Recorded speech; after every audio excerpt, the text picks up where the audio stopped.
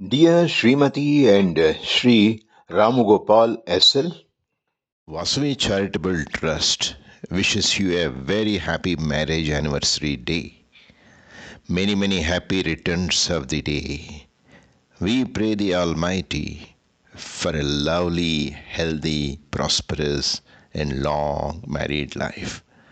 May Vasavi Mata shower her choicest blessings on you and on all your family members. God bless you.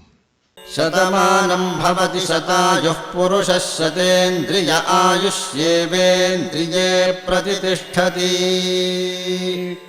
शतमानं भवति शतमानकं शतमानं भवति शतायुः शतायुर्भवति शतमानकं शतमानं भवति शतायुः शतमानमिति शतमानं भवति शतायुः शतायुर्भवति शतायुः पुरुषः शतायुर्भवति शतायुः पुरुषः शतायुः पुरुषः शतायुः पुरुषः शतेन्द्रियः पुरुषः शतायुः